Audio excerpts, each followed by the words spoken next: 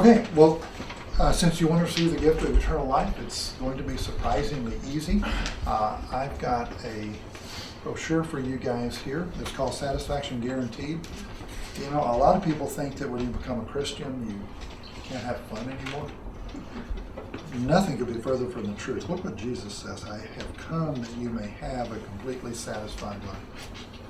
So he's not taking anything away from you. He's giving you far more than you can ask or imagine. So here's what we're going to do. I know a lot of people think of prayer as that's something you do in the privacy of your home with your eyes closed. Nah, talk to him anytime with your eyes wide open. We're going to pray a prayer. You guys are going to pray with your eyes wide open. It's okay. He will hear you. It's not like he starts listening when you close your eyes.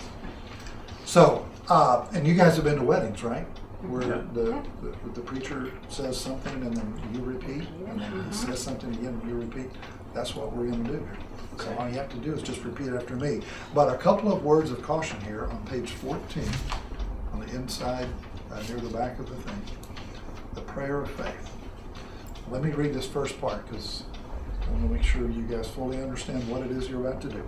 With our lips, we can easily deceive each other, but God knows our heart. If you truly want to escape the pattern of sin caused by evil desires, and if you want to experience the freedom of a God-controlled life, then we encourage you to pray to God using the words below. There's no magic in these words. What counts is what's in your heart. Okay, so we're going to go to prayer now, and you guys just repeat after me. Dear Father, Dear Father, I thank you for the free gift of eternal life, I thank you for the free gift of eternal life, which I eagerly desire.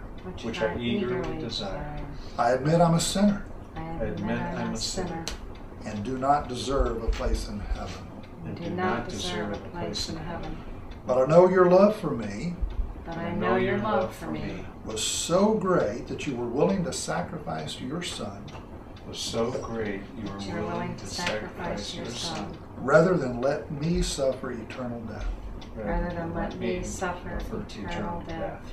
I now trust Jesus alone I now trust Jesus alone for eternal life, for eternal life, and I am willing and I am I'm willing willing to let him take control to let Him take control as Lord of my life.